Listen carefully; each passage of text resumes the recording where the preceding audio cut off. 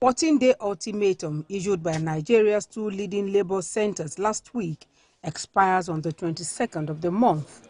Ahead of the expiration, the Nigeria Labour Congress holds a National Executive Council meeting to assess government's response and take concrete decisions.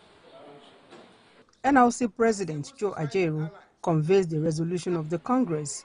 He accuses the government of not doing enough to keep to its signed agreements and make life more bearable for the people. Joe Ajaero insists the ultimatum, which lapses next week, subsists. The February 22 approaches.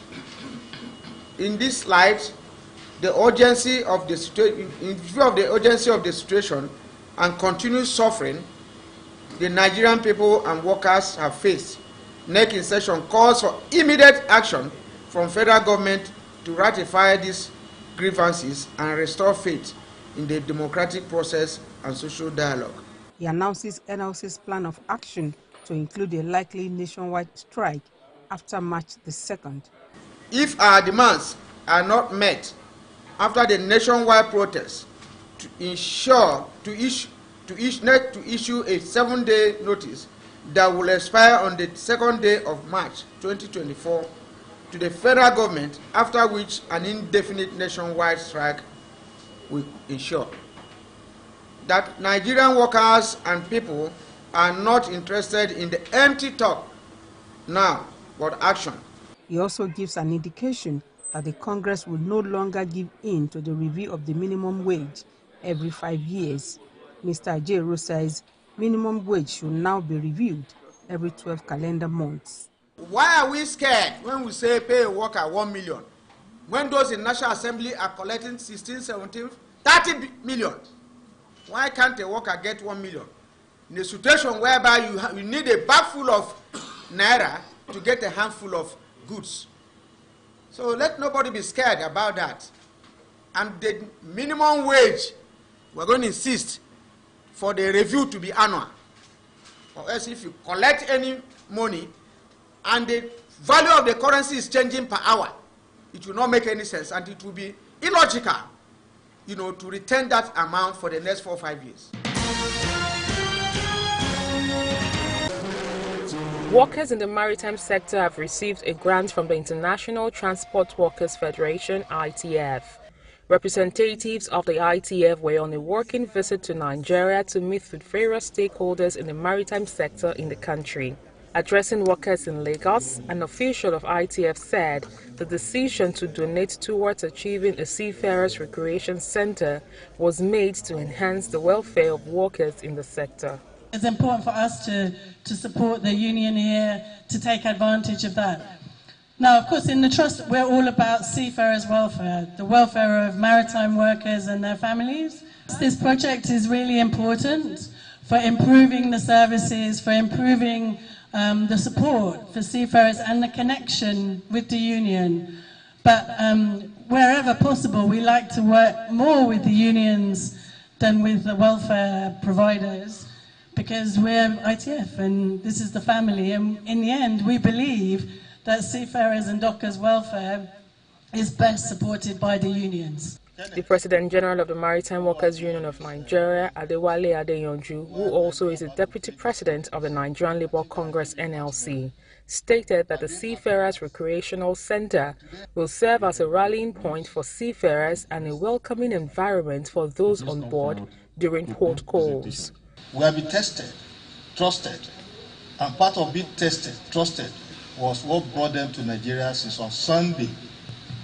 We will spend any one naira you give to us judiciously, and Nigeria will never disappoint you. And all the members, it will never disappoint you. Because every other African countries are looking up to you. They want to know whether, yes, Nigeria can do it. We can do it better. We are the first. We lead, while others what? Follow. So we are there. We are there, and we are going to succeed. So I don't want to speak much because we have been on this movement for almost since on Sunday, and I want to thank Kenneth, who have been on this movement while we are even about to fail this project. I think I give him marching order. The Director General of the Nigerian Maritime Administration and Safety Agency, NIMASA, affirmed that the organization will support the union's projects. It is our duty to provide a secured, a serene, and very peaceful environment that everybody will be proud of. So in doing so, we are doing so much to the country, we are doing so much to the world. And I want to assure you, you will not find us wanting in this particular aspect. I already made this proposal 3 years ago. It's unfortunate that we couldn't have a headway. But today, with your presence here, you are telling us, look, wake up. Ensure that what you promise, you fulfill that promise.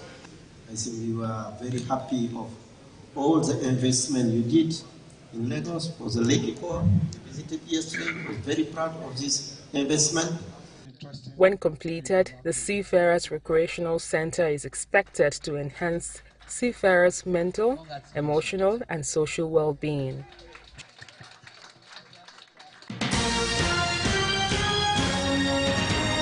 If you earn 20,000 and your children's school fees, you don't have to go and pay 10,000.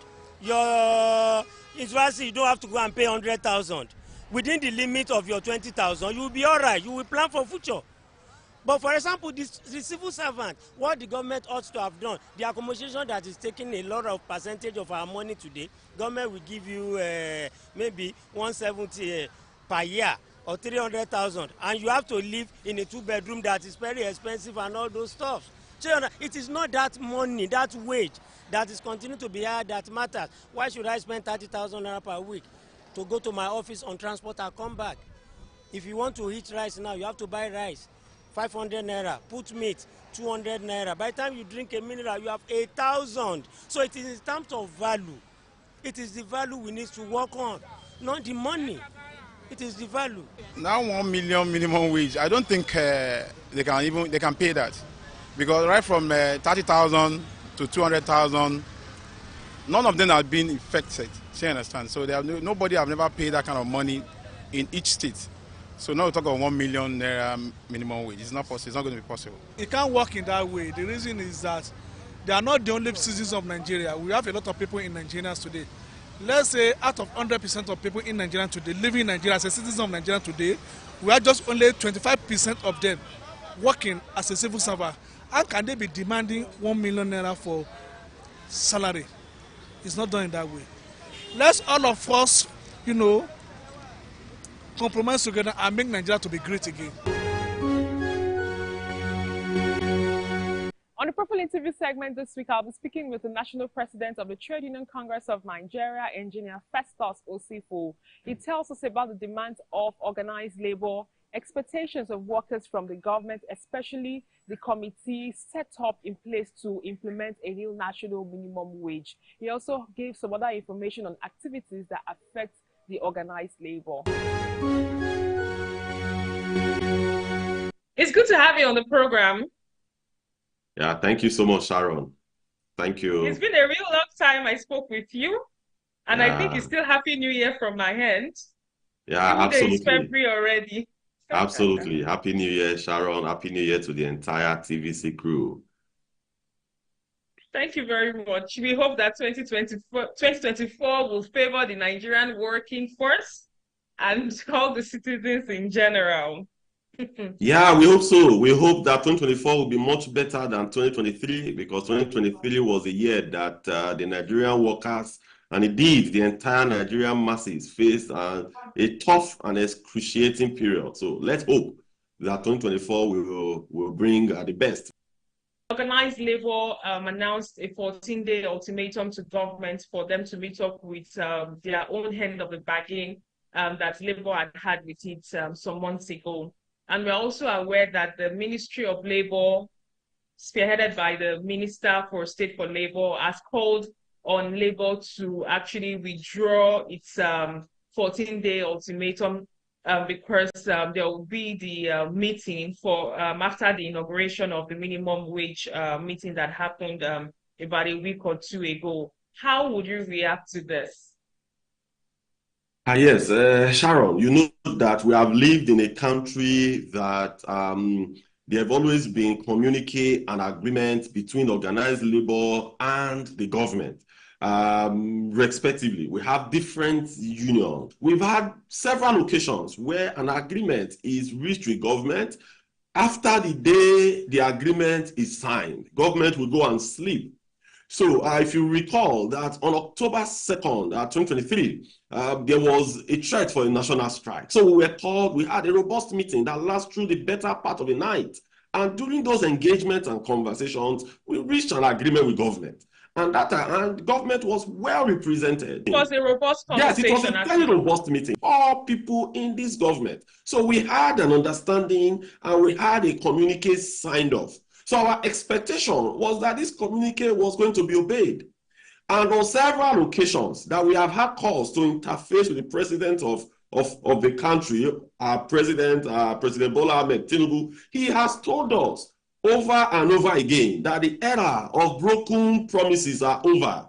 That the era where government will sign an agreement and government will not implement, it's over. That any agreement that he enters into or any of the minister, enters into on behalf of the federal government must be implemented to the latter. So he gave us that assurance. It was against that backdrop that we said, okay, it's fine. Let us sign the communique. So since October 2nd that the communique was signed, like for us in TUC, we don't just sign a communique and we go to bed and sleep. No. Immediately that communique was signed, we followed up with lots of, conversations on how most of these items could be implemented. But the more you push, the more you call them, the more you see the cold feet from them. Then if you look at the other items, most of the other items, maybe some are implemented up to 20% and others have not been implemented at all. So it's when we now put all these together, because we have been following them up, we have been having engagement with them, having conversations with them, we saw that they are not serious in implementing this agreement. It is actually because of that the leadership met and we decided to issue the 40 days ultimatum to press home our demand. We are very much aware about the need for a new national minimum wage. And if, assuming the government has actually kept to its word, we are aware that the minimum wage currently, we would say, is even pegged at 65,000 naira. Indirectly, if at all want to sustain the wage award, even though we know that the normal rate is supposed to be 30,000 naira, but because of the inflation, they actually had to add another 35,000, but only 1 month has been paid so far. Very quickly, my question will be that recently the Nigerian Labour Congress president announced that 1 million naira should be pegged as the expectation that workers should have as a minimum wage in the country due to the rise of due to the rise in the cost of living and cost of goods and services. What is your position? The organized private sector employers of labor have actually said no to that figure, that it is not realistic. As the president of TUC, what is TUC's position on this development? Yes, thank you, Sharon. As at when we agreed to that 35,000 naira addition for Nigerian workers, as at that time, if you recall, as of October, what was our inflation rate as at then, but more importantly, what was our exchange rate? Because in Nigeria, being an import-dependent nation, we live in a country where literally we import everything, where literally they have dollarized the economy. So what was all the vagaries that makes up the economy as at then? It was a little bit better. But as of today, it has gone haywire. As of October, the exchange rate was about 700 naira to $1. But today, as we speak, it's about 1,500, chasing about 1,600. So everything has gone south in our country. So as of then, 35,000 naira for us did not make a lot of sense as of then. But it was still better. The value was still better compared to what we have today. As of October last year, the cost of a bag of rice was around 45,000 naira thereabout. But today, a bag of rice is going for over 70,000 naira. Then you can say that for tomatoes, for tubers of yam, for things that are necessity, that Nigerian workers and indeed the entire Nigerian masses spend their hard-earned income on. So in terms of the figures that you have talked about, as at June last year, when we first had that conversation with government, led by the then chief of staff, we said that, okay, like 200,000 naira could have made some sense as at then. But remember, as at June, the exchange rate was about 450 naira, 450 naira to $1. And as at June last year, what we're actually looking at was, okay, how will the deregulation of the downstream or the removal of subsidy on PMS, how has it affected the economic shift? But as of today, a lot of things has moved. So if you check as at then, 450 naira to $1 as at that time, if you look at today, it is almost times 4. So if that is almost times 4, if you are now multiplying 200,000 naira that we said then by 4, you could see that we are not close from what, we are very close to what the NLC president announced. But however, the two labor centers are going to sit down and harmonize our clear-cut position so that we will have a definite voice and a definite position on this. So for us, the minimum wage must reflect reality. The minimum wage must be a living wage. The minimum wage must be able to take Nigerian workers home. Nobody should earn a wage that we just earn in transportation, because today we have people that are working that will leave the areas that they stay in, the suburbs. They will come to the city center where they work. They cannot go back until Friday. So they come in every Monday, they sleep in their offices till Friday before they go back home. This must stop. The reason they are doing this is because today all the economic parameters had actually gone out of control. They've actually gone out of hand. So things are hard, things are difficult. Both the microeconomic policies, they are all shattered. As of today, the fiscal and monetary policies are not adding up. So the Nigerian workers are suffering. So we are all going to sit down together and come up with what we think are much more realistic. Very quickly, let's move on to the issue of casualization of workers and the fight for decent work. Primarily, your own base is the oil and gas sector in Nigeria. How would you describe decency in that sector? Would you say that workers in the union are actually doing well with so many sales that is actually going on in the sector? Yes, in Pengasan last year, we started a particular advocacy because if you, as you know, the oil and gas industry, it's a dollarized industry. What do I mean? The crude that is being produced is exported and foreign exchange is being earned. So when the devaluation started last year, we started pushing for a commensurate wage. We have achieved that in some areas, most especially in the IOCs. But as we were achieving them last year, the fundamental also shifted, because when we were having those conversations last year, the exchange rate was around 700 naira to $1. But as of today, it has doubled. What that means is that the advocacy is going to continue. But in terms of decent work and casualization in that sector, yes, we still have them. So we are currently mounting our advocacy, which we are going to push before the end of first quarter, so that these sets of people will be adequately remunerated. Some of them are back to an expatriate. So an expatriate is being paid $10,000, $20,000. Why these Nigerians are paid 300,000, 400,000, 500,000, 600,000 naira, and in some cases it's not even up to that, and they work in excruciating and the most heinous and difficult environment. So for us, we are going to take that challenge between now and the end of first quarter, and we are going to push it truly, because if you see in other parts of the world, people they refer to as contract staff, they even earn much more money than the in-house staff. The reason is because for contract staffing, you are not responsible for a lot of things. They don't have good medical provisions. They don't have good benefits. But they earn good salaries in order to take care of all these compared to staff. But in Nigeria, the reverse is the case. But we are poised and ready to change this trend. The leadership of Pengasan, we are determined that between now and the end of first quarter, we are going to push this narrative sufficiently as possible. The International Labour Organization has already sent out a prediction of an increase in unemployment rate across the globe.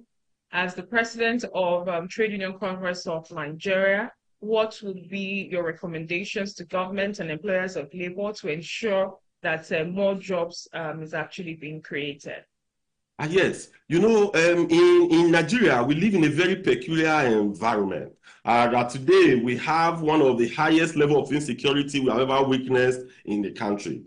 So first thing that government must do is to tackle the spate of insecurity, because the killings are just alarming. From Maiduguri to Lagos, from Yola to Calabar, the story is the same. So we are advocating that, first of all, government should sit down and design a proper security architecture in order to resolve this. Because there are no meaningful investors that will want to come to a country that is not secure. Today, part of the reasons that the cost of living is quite high, that the cost of food is quite high, is because the farmers in different parts of Nigeria, from Benue to Plateau, from Kaduna to Sokoto, they can no longer go to farms. So it is a real challenge. Then the foreign exchange market should also be stabilized. Once you stabilize this, both the local and foreign investors are going to have confidence in the economy. And once that confidence returns to the economy, then they would, those that have current companies and industries, we expand them. Then new investors will also be attracted. We have vast land in Nigeria. We have very good culture in Nigeria. So when you stabilize all these, both the macro and microeconomic indicators, you slow down inflation as well. So once all these are done, we believe that the right environment will be created for business to thrive. And we must also look at what are those things that are working against the ease of doing business in Nigeria. Those bottlenecks must be removed. That is why governments are elected. I mean, the president and his handlers, they told us before the last general elections that these are the things that they are coming to fix. About 9 months down the line, we have not seen the dividend. So we will push them hard for all these to be realized so that the rate of unemployment in Nigeria will be reduced. Because the more you keep people out of job, the more you create criminals. In the spirit of fair wage, what will be your comments towards the advocacy for universal minimum wage across Africa? Yeah, universal minimum wage across Africa may be something that would be a bit difficult, but it's a vision that could be realized in the long run. So before we could even be talking about universal minimum wage across Africa, look at the AFTA that has been promulgated for some time now. How have we realized that? The Africa Continental Free Trade Agreement. How have we realized that? What are those things that we have done, both as a country and as a continent, to promote the cause of free trade?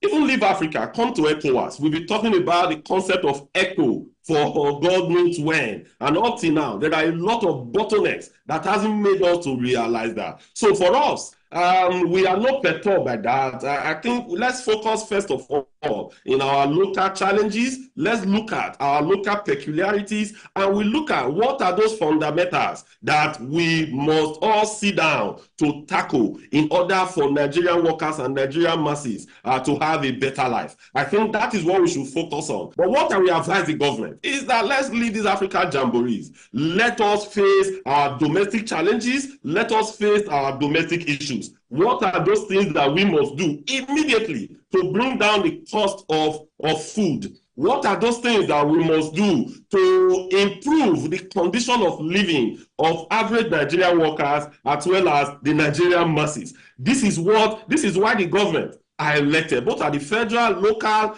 and the state level. I urge the government to sit down. They should close ranks across political divides. They should sit down and find solutions on how to tackle this menace. Because if this is not done on time, I'm afraid it may lead into crises that we all may not be able to manage. Thank you very much for your time. It was an interesting time I had with you. Thank you so much, Sharon. Thank you for having me. And that's all we can take on today's edition of the program. Join us next week for a fresh edition of the show. I am Sharon Ijason. Thanks for watching, and remember that labor pays well.